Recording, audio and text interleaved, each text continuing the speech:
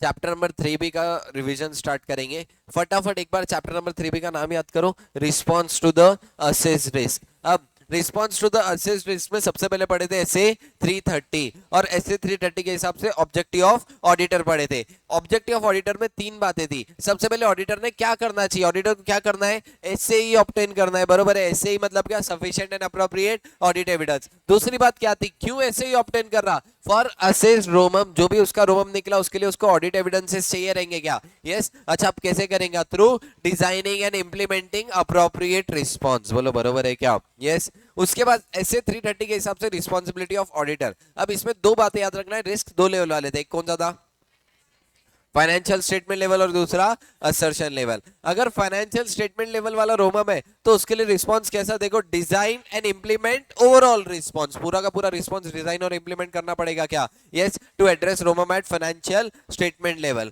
उसके बाद अगर रोमम असर्शन लेवल वाला है तो क्या करूंगा, design and perform further audit procedure whose anti किसके बेसिस पर रहेगा, रिस्पांस, बरोबर है क्या, नेचर टाइम एंड एक्सटेंट किसके बेसिस पर रहेगा, response for ROMM at the assertion level. क्योंकि ये दोनों बातें पहले पढ़ चुके हैं क्या, यस। अगर मेरा फाइनेंशियल स्टेटमेंट वाला रिस्क है तो क्या करता, बोलो, चेंज इन ऑडिट स्ट्रैटेजी, लेकिन असर्शन लेवल वाला रिस्क है तो एनटी चेंज करता, क्या चेंज करता, एनटी। एनटी मतलब क्या, नेचर टाइम एंड एक्सटेंट, ठीक है। उसके बाद क्या था, testing of internal control. Next क्या, testing of internal control. Testing of internal मतलब क्या, प्रोसीजर है to evaluate effectiveness of controls, क्या है, procedure to evaluate effectiveness of control. अच्छा, कंट्रोल कैसे रहने चाहिए, कंट्रोल का डिजाइन कैसा रहना चाहिए, प्रीवियस चैप्टर में पढ़े थे, क्या है, control should be capable of PDC MMS, मतलब कंट्रोल को टेस्ट कर रहा, मतलब मैं क्या चेक करूंगा, इफेक्टिवनेस ऑफ आईसी की कंट्रोल पीडीसी एमएमएस कर रहा है या नहीं, पीडीसी एमएमएस कर रहा है नहीं, मतलब क्या, prevent detect correct material misstatement, बोलो पक्का जम रहा क्या,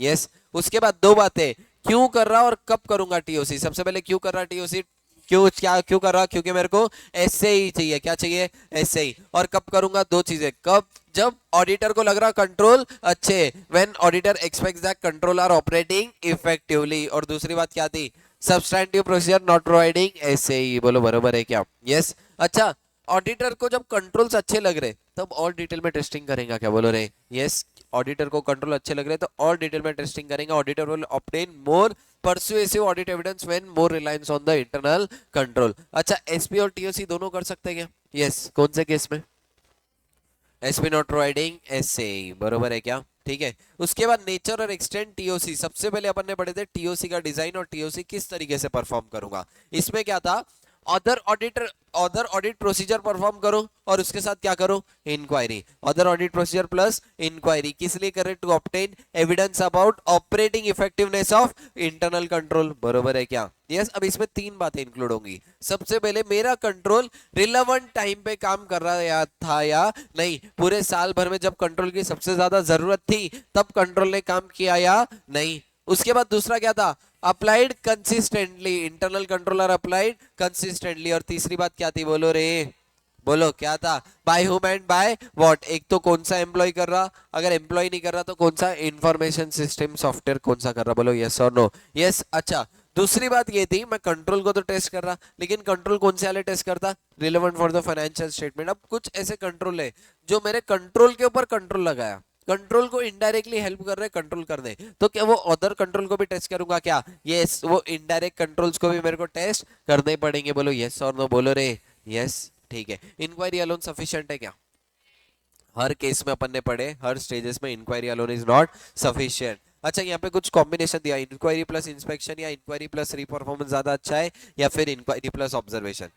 inquiry plus reperformance more assurance देगा, क्यों, क्योंकि ऑब्जर्वेशन कभी भी कब रहता, एक पर्टिकुलर पॉइंट पे, बरोबर है क्या, बोलो रे, यस। उसके बाद टाइप ऑफ प्रोसीजर कौन सा फॉलो करूं, किसके ऊपर डिपेंड करता, मेरे को किस तरीके से एविडेंस चाहिए। जैसे डॉक्यूमेंटेशन के केस में क्या करता, इंस्पेक्शन, बोलो बरोबर है क्या, यस। उसके बाद पढ़े थे matters to be consider in design determining extent of test of control, कौन से एक्सटेंट ऑफ कंट्रोल को टेस्ट करूं। इसमें सबसे पहले क्या था, फ्रीक्वेंसी ऑफ कंट्रोल, कंट्रोल साल में एक आधी बार ही लग रहा तो वापस से उसको उतना डिटेल में टेस्ट करने की जरूरत है क्या, नहीं। लेकिन कंट्रोल फ्रीक्वेंटली लगता है, रेवेन्यू के ऊपर कोई कंट्रोल है, डेली बेसिस पे काम आ रहा क्या, यस, यानी उसको ज्यादा एक्सटेंड में टेस्ट करूंगा क्या? यस। दूसरा क्या था? टाइमिंग के ऊपर क्या था? लेंथ ऑफ टाइम, बरोबर है क्या? कंट्रोल कितने टाइम तक के लिए मेरे ऑर्गेनाइजेशन में था वो भी बहुत ज्यादा मैटर करता है क्या? यस। सपोज इन्वेंट्री के ऊपर है, इन्वेंट्री में फिजिकली जाके काउंट कर रहा है एक आधी बार होगा, लेकिन सेल्स के ऊपर अगर कोई कंट्रोल है तो वो डेली चेकिंग होगी क्या? यस, यानी कंट्रोल डेली ऑकर होगा क्या? बोलो रे। यस। उसके बाद क्या है? Expected rate of deviation. Expected rate of deviation मतलब क्या? कौन से कंट्रोल से मैं एक्सपेक्ट कर रहा ज्यादा मिसस्टेटमेंट हो? डेविएशन मतलब क्या? कंट्रोल के केस में मिसस्टेटमेंट को क्या बोलते हैं? डेविएशन। मतलब जो कंट्रोल में ज्यादा मिसस्टेटमेंट एक्सपेक्टेड है, जो कंट्रोल में ज्यादा डेविएशन एक्सपेक्टेड है, वो कंट्रोल को ज्यादा एक्सटेंड में चेकिंग करूंगा क्या? बोलो रे। यस। उसके बाद क्या है? Reliance and reliability. जो कंट्रोल के ऊपर मैं ज्यादा रिलाई कर रहा हूं उसको ज्यादा टेस्टिंग करूंगा, जो कंट्रोल को कम रिलाई कर रहा हूं उसमें कम टेस्टिंग, क्योंकि जहां पे रिलाई नहीं कर रहा हूं वहां पे मैं क्या कर सकता हूं? Obviously substantive procedures. बोलो जमरा क्या पक्का? यस। और लास्ट क्या था? देखो, मेरे को जब तक ऑडिट एविडेंस नहीं मिल जाते तब तक क्या करते रहूंगा? Testing, extend to which audit evidence is obtain. बोलो पक्का जमरा क्या? यस। उसके बाद टाइमिंग के बारे में दो बातें हुई है। कंट्रोल यहाँ तो पर्टिकुलर टाइम पे टेस्ट करूंगा थ्रू आउट द पीरियड। बोलो बरोबर है क्या? यस, ठीक है। अच्छा, ऑडिटर। ऑडिटर कब तक कंट्रोल को टेस्ट करता रहेगा? जब तक उसको अप्रोप्रिएट बेसिस नहीं मिल जाता, या सिंपल भाषा में बोलो तो क्या नहीं मिल जाते? एस से ए ही नहीं मिल जाते, बरोबर है क्या? बोलो यस। अच्छा, कुछ कंट्रोल के लिए एक पॉइंट पे भी, एक पॉइंट पे टेस्टिंग करना सफिशिएंट रह सकता है, जैसे कि इन्वेंट्री एक बार जाके काउंट कर लिए सफिशिएंट रहेगा क्या? यस। कुछ कंट्रोल के लिए ओवर द पीरियड टेस्टिंग करनी पड़ेगी क्या? बोलो रे। यस। अच्छा, ये ओवर द पीरियड टेस्टिंग मोर किसके लिए रिलेवेंट रहेंगी? इंटरनल ऑडिटर के हिसाब से क्या? यस। अच्छा, एक तरह से मैं फिर ओवर द पीरियड टेस्ट करने में मेरे मॉनिटरिंग ऑफ कंट्रोल को टेस्ट कर सकता क्या? यस, यानी मैं मेरे इंटरनल ऑडिटर की परीक्षा, इंटरनल ऑडिटर की एग्जाम ले सकता क्या? बोलो रे। यस, यानी दिस में include test of entities, monitoring of control. और जब भी मॉनिटरिंग ऑफ कंट्रोल की बात आती तब क्या याद आना चाहिए? बोलो रे। मॉनिटरिंग ऑफ कंट्रोल नहीं आता तब क्या याद आना चाहिए? इंटरनल ऑडिटर याद आना चाहिए। क्या याद आना चाहिए? इंटरनल ऑडिटर, क्योंकि एक तरह से मॉनिटरिंग ऑफ कंट्रोल करने किसको लेके आया था मैनेजमेंट? इंटरनल ऑडिटर को। बोलो याद आ रहा क्या रे? यस, ऐसे ब्लैंक मत हो जाओ, ठीक है। चलो नेक्स्ट क्या है? Using audit evidence obtain in previous audit. मैंने पहले क्या ऑडिट से ऑडिट एविडेंस ले चुका हूं, अब इस साल मैं ही ऑडिट कर रहा, तो क्या मैं पिछले साल के ऑडिट का रेफरेंस ले सकता? यस, ले सकता, लेकिन कौन से केसेस में उसके क्या क्या फैक्टर्स है और क्या क्या मेरे को एडिशनल चीजें देखनी पड़ेंगी। सबसे पहले मैं क्या देखूंगा? पिछले साल कंट्रोल के अदर एलिमेंट कितने इफेक्टिव थे। अदर एलिमेंट मतलब किसके बारे में? कंपोनेंट्स के बारे में। मेरे कंपोनेंट्स कितने इफेक्टिव थे? किसके? इंटरनल कंट्रोल के। उसके बाद मेरे कंट्रोल से रिस्क कैसा है? मैनुअल कंट्रोल है तो हर साल टेस्ट करना जरूरी होगा क्या? यस। मैनुअल कंट्रोल है, मैं फिजिकली लेकर हर बार अलग तरीके की गलती कर सकता, लेकिन इन कंप्यूटर को मैं एक बार कोई प्रोग्राम सेट कर दिया हर बार वो सेम ही करने वाला है क्या? यस। हर बार वो प्रोग्राम में ऐसा हो सकता है क्या? कभी कंट्रोल कॉपी कॉपी कर रहा था, अचानक से कंट्रोल सी मतलब डिलीट हो गया, ऐसा कभी होता क्या? नहीं। यानी ह्यूमन से ज्यादा एरर पॉसिबल है, कंप्यूटर को एक बार प्रोग्राम कर दिए तो एरर पॉसिबल कम है। यानी कहाँ पे ज्यादा डिटेल में चेकिंग करनी पड़ेगी? मैनुअल में। जहां पे मैनुअल कंट्रोल है वहां पे पिछले साल के प्रीवियस ऑडिट पे रिलाई कर सकता क्या? नहीं। लेकिन जहां पे आईटी बेस्ड कंट्रोल है वहां पे पिछले साल के कंट्रोल्स पे रिलाई कर सकता क्या? बोलो रे। यस। उसके बाद क्या है? Effectiveness of general IT control. मैंने तुमको बताया दो, एक तो एप्लीकेशन बेस्ड कंट्रोल रहते हैं, दूसरा general IT control. General IT control मतलब क्या? मेरे पूरे के पूरे सिस्टम को जो प्रोटेक्ट कर रहे हैं वो क्या हो गया? General IT control. अब अगर मेरे जनरल आईटी कंट्रोल ठीक से काम कर रहे हैं यानी ओवरऑल सिस्टम प्रोटेक्टेड है क्या? बोलो रे। यस। अब इसमें तीन चीजें: एक्सेस रिस्ट्रिक्टेड पर्सन को रहना, प्रोग्राम में अनऑथराइज चेंजेस नहीं कर सकना कोई भी, और लास्ट क्या था? डेटा सेंटर एंड नेटवर्क भी प्रोटेक्टेड रहना, कोई भी इजीली डेटा सेंटर नेटवर्क को छेड़ नहीं सकना। बोलो जमरा क्या? ये तीनों भी एक तरह से क्या है? जनरल आईटी कंट्रोल के एग्जांपल्स है, ठीक है। अब पिछले साल ही कंट्रोल्स में डेविएशंस थे, तो क्या इस साल वापस से टेस्ट करना जरूरी हो जाएगा क्या? यस। पिछले साल जो पर्सनल कंट्रोल्स में इन्वॉल्व था इस साल वो पर्सनल है ही नहीं, पर्सनल चेंज हो गया, तो वापस से कुछ ना कुछ सिग्निफिकेंट चेंजेस रह सकते हैं क्या? बोलो रे। यस। यानी क्या है? डेविएशन इन प्रीवियस ऑडिट या फिर पर्सनल सिग्निफिकेंट चेंजेस। नेक्स्ट क्या है? Change in circumstances. पिछले साल ऑफलाइन सेल ज्यादा थी, कंट्रोल ज्यादा जरूरत थी क्या? नहीं। लेकिन इस साल ऑनलाइन सेल्स हो गई, ऑनलाइन सेल के ऊपर शिफ्ट हो रहा, ऑनलाइन सेल में बहुत सारे फ्रॉड रह सकते हैं क्या? यस। यानी सर्कमस्टांसेस चेंज हुए तो मेरे को कंट्रोल टेस्ट करने पड़ेंगे, लेकिन अगर सर्कमस्टांसेस चेंज नहीं हुए तो प्रीवियस ऑडिट के कंट्रोल पे रिलाई कर सकता है क्या? बोलो रे। बोलो जमरा क्या पक्का? यस, ठीक है। नेक्स्ट क्या है? रोमम and extent of Reliance of control. अब इस साल की रोमम ज्यादा है तो ऑब्वियसली टेस्टिंग क्या करनी पड़ेगी? ज्यादा। रोमम कम तो टेस्टिंग टेस्टिंग कम कर देता सीधा। अप्रोप्रिएट लेवल, क्या आप कहाँ पे लेके जाता? अप्रोप्रिएट लेवल, भूलते मत जाओ इनिशियल चैप्टर्स, ठीक है। उसके बाद क्या है? Evaluating operating effectiveness of control, मेरे को क्या देखना है, मेरे कंट्रोल्स ठीक से काम कर रहे नहीं, इवेल्युएट करना है। अब इसमें क्या है, सबसे पहले तुम्हारे टेस्ट ऑफ कंट्रोल के रिजल्ट है उसको इवेल्युएट करो। किस तरीके से इवेल्युएट करेंगे कि मैंने जैसा कंट्रोल सोचा था वैसा है या नहीं। सपोज इनिशियली मैंने सोचा था कंट्रोल्स अच्छे हैं, तो रियलिटी में कंट्रोल अच्छे निकले या नहीं। अगर रियलिटी में कंट्रोल अच्छे नहीं निकले तो और ज्यादा डिटेल में टेस्टिंग, सब्सटैंटिव प्रोसीजर, एडिशनल चीजें लगाऊंगा, क्या बोलो रे, यस ठीक है। अगर उसमें से कुछ डेविएशन निकले तो डेविएशन को भी क्या करो, इवैल्यूएट। अच्छा, डेविएशन जो आए, डेविएशन की वजह से मेरा assess level of risk, control risk ज्यादा बढ़ सकता है क्या, यस। और assess level of risk, assertion का रिस्क बढ़ा तो क्या चेंज करते हैं, modify nature, time and extent को मॉडिफाई करते क्या, यस। अब इसमें दो बातें, मैंने कंट्रोल्स को टेस्ट किया और कंट्रोल्स अच्छे निकले, इसका मतलब ये है क्या कोई भी मिसस्टेटमेंट नहीं है, नहीं।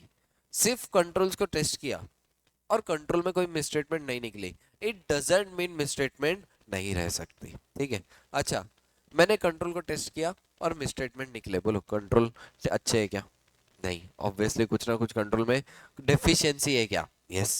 अच्छा, मैं सब्सटैंटिव प्रोसीजर कर रहा था, सब्सटैंटिव प्रोसीजर के टाइम में मिसस्टेटमेंट निकली, इसका मतलब कंट्रोल अच्छे है क्या, नहीं, कंट्रोल में कुछ ना कुछ डेफिशिएंसी है।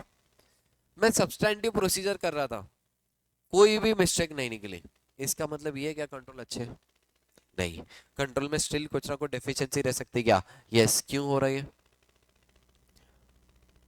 इनहेरेंट लिमिटेशंस ऑफ ऑडिट, आइला की वजह से हो रहा क्या रे, बोलो रे, यस, आइला की वजह से हो रहा क्या, यस ठीक है।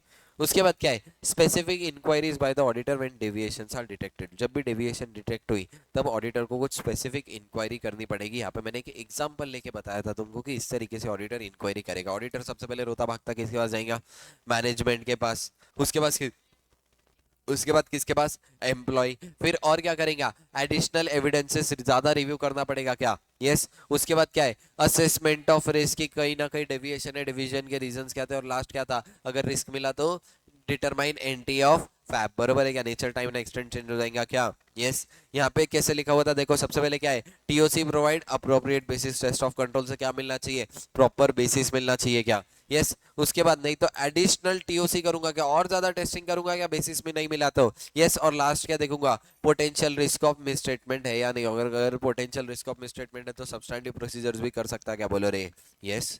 यहाँ पे किसकी कहानी खत्म हुई, टेस्ट ऑफ कंट्रोल, यहाँ पे किसकी कहानी खत्म हुई, टेस्ट ऑफ कंट्रोल। इसके बाद किसकी थी, सब्सटैंटिव प्रोसीजर, जो कि ऑलरेडी तुमने प्रीवियस चैप्टर्स में पढ़ रखा है, फिर भी एक बार बता देता, सब्सटैंटिव प्रोसीजर में दो चीजें क्या क्या, एक तो बोलो टेस्ट ऑफ डिटेल और सैप, सैप मतलब क्या, सब्सटैंटिव एनालिटिकल प्रोसीजर, दोनों पीछे देखेंगे। सबसे पहले देखें सैप के बारे में, सैप के बारे में सब्सटैंटिव एनालिटिकल प्रोसीजर मतलब क्या, इवैल्यूएट करना, क्या करना, इवैल्यूएशन, कौन सी, फाइनेंशियल इंफॉर्मेशन, ठीक है। इसमें क्या है, एनालिसिस ऑफ प्लॉजिबल रिलेशनशिप, उल्टे उल्टे रिलेशनशिप लगा के देखूंगा क्या, सेल बढ़ा तो रेवेन्यू कितना, अगर रेवेन्यू इंक्रीज हुआ तो प्रॉफिट भी इंक्रीज होना चाहिए, ठीक है। रेवेन्यू इंक्रीज हुआ 10% से, एक्सपेंसेस इंक्रीज हुए 50% से, बोलो गलत हुआ क्या, यस। यानी मैं क्या लगाऊंगा, प्लॉजिबल रिलेशनशिप्स, दोनों डेटा पे लगाऊंगा क्या, yes, both financial and non financial data, बरोबर है क्या, यस। अच्छा, it also include investigation of identified fluctuation और रिलेशनशिप। यहाँ पे इन्वेस्टिगेशन का मतलब क्या है,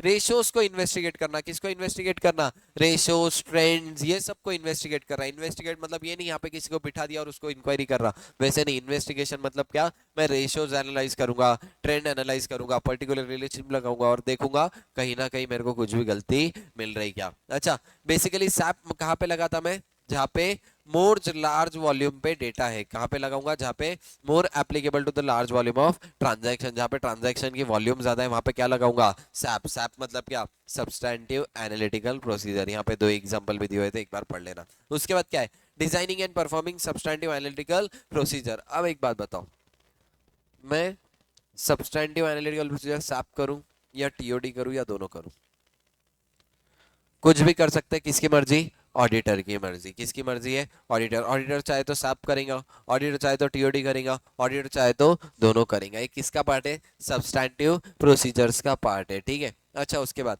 कौन सा पर्टिकुलर टेस्ट ऑफ डिटेल किस तरीके से करना चाहिए, किसके ऊपर डिपेंड करता, असर्शन के ऊपर। किसके ऊपर, असर्शन। कंप्लीटनेस का असर्शन है तो अलग तरीके से चेक करूंगा, एक्यूरेसी का असर्शन है तो अलग तरीके से चेक करूंगा, यानी किसके ऊपर डिपेंड करता है ये सब चीजें, असर्शन के ऊपर। बोलो पक्का जम रहा क्या? यस। उसके बाद पढ़े थे internal financial control. Internal financial control की बात कर रहा तो थोड़ी बातें थी इंटरनल फाइनेंशियल कंट्रोल के बारे में, क्या क्या चीजें देखनी चाहिए ऑडिटर ने, क्या क्या चीजें इंश्योर करना चाहिए। सबसे पहले क्या है, जो फाइनेंशियल रिपोर्टिंग है उसके ऊपर रिलाई कर सकते हैं या नहीं। उसके बाद एफिशिएंसी एंड ऑपरेशन ठीक से हो रहे हैं या नहीं, लॉ का कंप्लायंस हो रहा है या नहीं, सेफगार्डिंग ऑफ एसेट, और लास्ट क्या था, पीडीसी एमएमएस। क्या था, PDC MMS, prevent detect correct fraud को कर रहे हैं या नहीं। वापस से इंटरनल फाइनेंशियल कंट्रोल में कितनी बातें थी, 5। फाइनेंशियल रिपोर्टिंग में रिलाई कर सकते हैं या नहीं, ऑपरेशंस एफिशिएंटली और इफेक्टिव है यानी, लॉ और रेगुलेशन का कंप्लायंस हो रहा है यानी, सेफगार्डिंग ऑफ एसेट, और लास्ट क्या था, पीडीसी एमएमएस। ठीक है। अब जब भी इंटरनल फाइनेंशियल कंट्रोल की बातें कर रहा,